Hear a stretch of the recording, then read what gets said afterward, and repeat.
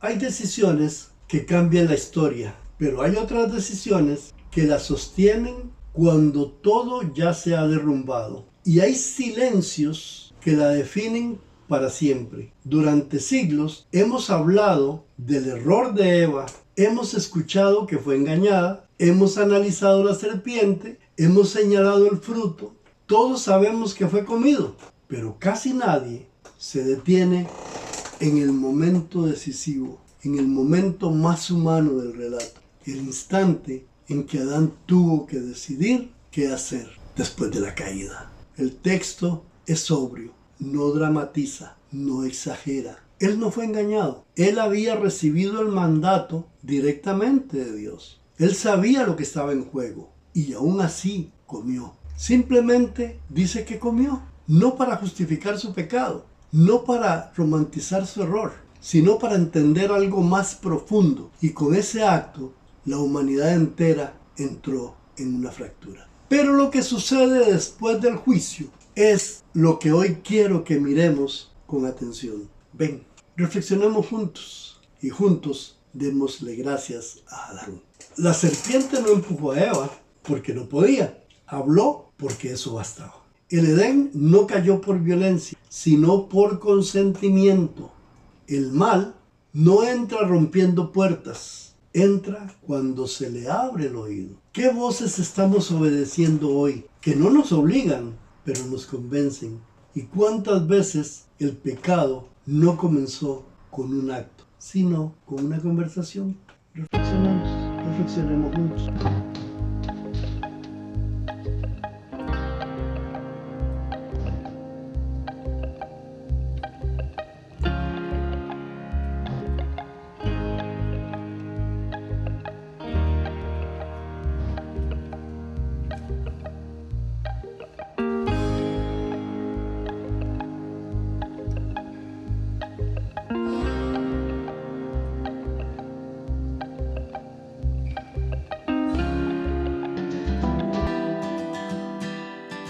Gracias, Adán. Dios pronuncia sentencia. El dolor entra en la historia, el trabajo se vuelve sudor, la tierra se vuelve resistencia y finalmente se declara la muerte. Génesis 3:19. Con el sudor de tu rostro comerás el pan hasta que vuelvas a la tierra, porque de ella fuiste tomado, pues polvo eres y al polvo volverás. La muerte acaba de ser anunciada. El paraíso está perdido. La inocencia se ha roto, se ha vuelto en vergüenza. El texto continúa con una escena que parece pequeña, casi como si fuera un detalle secundario, pero es inmensa en su significado. Génesis 3:20. Y llamó a Adán el nombre de su mujer, Eva, por cuanto ella era madre de todos los vivientes. Esto dice el texto. Detengámonos aquí un momento. Antes de la caída, en Génesis 2:23, dijo entonces Adán: esto es ahora hueso de mis huesos y carne de mi carne. Esta será llamada varona porque del varón fue tomada.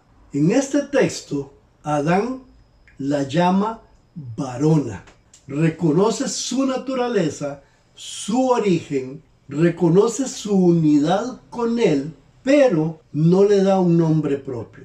El nombre propio aparece después del juicio, después del fracaso, después del anuncio de muerte dado por el Señor.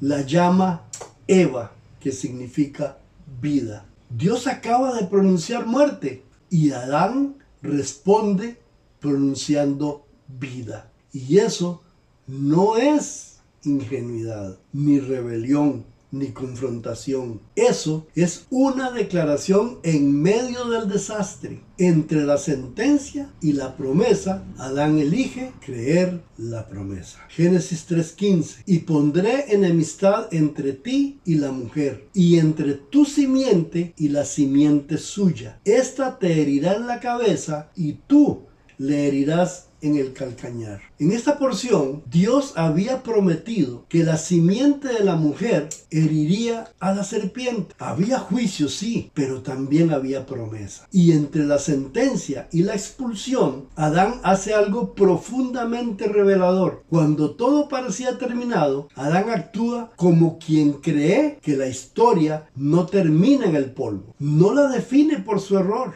no la reduce a su caída, no la etiqueta como culpable eterna, la llama madre de todos los vivientes, no la abandona. En el momento más oscuro pronuncia futuro, vida, Eva. Él permanece y eso es profundamente confrontativo para nosotros. Porque es fácil amar en el Edén. Lo difícil es amar después de la caída. Esto no elimina su responsabilidad, por supuesto. No borra su pecado. No romantiza su debilidad. Pero revela algo que confronta nuestra cultura actual. Vivimos en una sociedad que cancela, que reduce a las personas a su peor momento, que convierte un error en identidad permanente. Es fácil permanecer cuando todo es armonía. Lo difícil es quedarse cuando hay vergüenza, cuando hay culpa, ruptura y esperamos consecuencias, por más graves.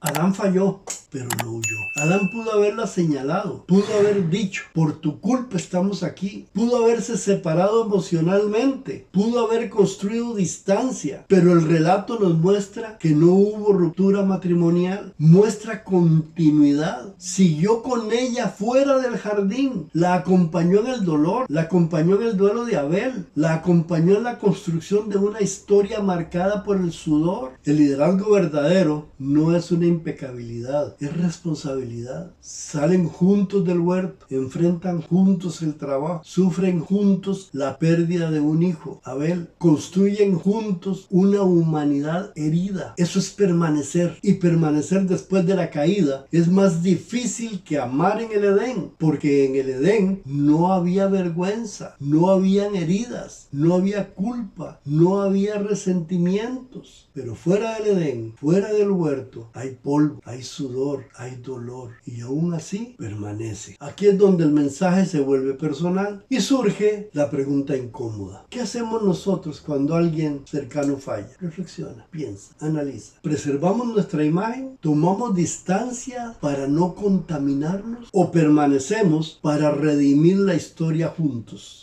1 Corintios 15:45. Así también está escrito: fue hecho el primer hombre, Adán, alma viviente; el postrer Adán, espíritu vivificante. Cuando el apóstol Pablo habla del postrer Adán, está trazando una línea que atraviesa la historia. El primer Adán cayó, el último Adán redimió. Él hizo lo que el primer Adán no pudo hacer perfectamente. Cristo no abandonó a su esposa caída, la tomó sobre sí, cargó su culpa, entró en su vergüenza y murió por ella para restaurarla. Si el primer Adán nombró vida en medio del juicio, el postrer Adán entregó su vida para que la muerte no tuviera la última palabra. Quizá Adán no entendía todo esto, pero cuando llamó vida a quien acaba de participar en la caída, estaba declarando que la muerte no tendría la última palabra. Y aquí está la pregunta incómoda que no podemos evitar. Esa es la tensión que nos interpela hoy. Cuando el paraíso en tu vida se rompe, cuando alguien a tu lado falla, cuando el dolor o la vergüenza entran en tu historia, cuando inundan la escena, ¿te vas o permaneces? Vivimos en una cultura que cancela, que define mayormente por el error, que reduce a las personas a su peor momento, como lo hemos dicho. Porque es fácil ser justo cuando todo es perfecto. Lo difícil es ser fiel cuando todo se ha fracturado. Quizá hoy necesitamos menos juicio inmediato y más visión redentora. Quizá necesitamos aprender a pronunciar vida donde otros solo pronuncian condena. Adán escuchó: morirás, pero respondió con vida. No porque negara la realidad, sino porque decidió no dejar que la muerte definiera el final. Tal vez no fue perfecto, pero decidió no huir. Y en un mundo que corre cuando las cosas se complican, eso es profundamente contracultural. Y esa decisión, aunque imperfecta, sigue hablándonos hoy. Hay una dimensión del relato que casi nunca se explora. Nos hemos centrado en la serpiente, en el fruto, en la mujer, en la caída, pero hemos hablado poco del vínculo más profundo que estaba en juego aquí, la relación entre Dios y Adán. Porque cuando Dios presenta a la mujer en el huerto, no lo hace como un experimento, no la trae como un accesorio, no la entrega como una prueba oculta. Génesis 2:18. Y dijo Jehová Dios, no es bueno que el hombre esté solo, le haré ayuda idónea para él. Dios declara, no es bueno que el hombre esté solo. Eso significa que la mujer no nace del deseo humano, nace de la voluntad divina. Eva no es la idea de Adán, es diseño de Dios. Y aquí aparece una pregunta que muy pocos se formulan. ¿Qué habría ocurrido si después de la caída Adán hubiese rechazado a Eva? ¿Qué habría sucedido para la palabra de Dios que declaró que no era bueno que estuviera solo? ¿Qué habría implicado para la promesa de la simiente? ¿Qué habría dicho eso sobre la fidelidad divina? Si Adán hubiese dicho, ella falló, yo no la reconozco más, habría fracturado no solo su matrimonio, sino la declaración previa de Dios. Porque aceptar a Eva era en cierta forma aceptar el diseño de Dios, incluso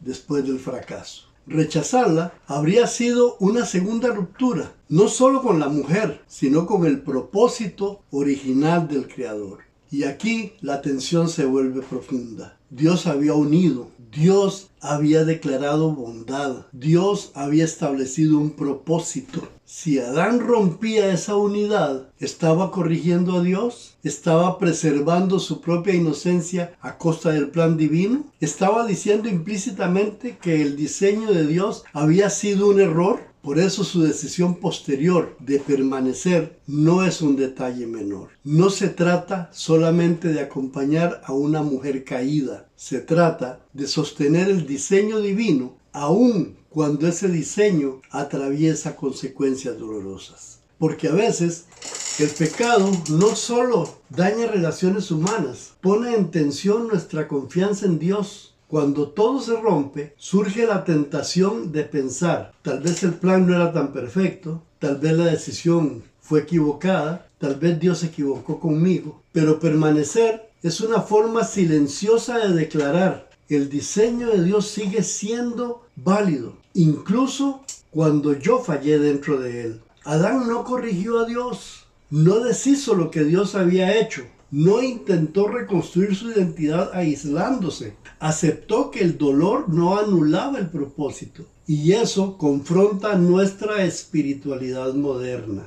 Hoy, cuando algo duele, cancelamos. Cuando algo falla, descartamos. Cuando algo se fractura, concluimos que el diseño estaba mal. Pero el Edén nos muestra algo muy distinto. El fracaso humano no invalida automáticamente la intención divina. Dios no dijo, me equivoqué al crear a la mujer, ni dijo, me equivoqué al unirlos. Pronunció juicio, sí, pero mantuvo el diseño. Y Adán, al llamar vida a quien acababa de participar en la caída, estaba afirmando algo más que esperanza biológica. Estaba afirmando continuidad del propósito. Eso es fe madura. No es negar el error. Es creer que el plan de Dios es más grande que la caída dentro del plan. Aquí la pregunta se vuelve personal. Cuando algo en tu vida se fractura, ¿rompes con todo? ¿Declaras inválido el diseño? ¿O decides sostener la promesa aún con cicatrices?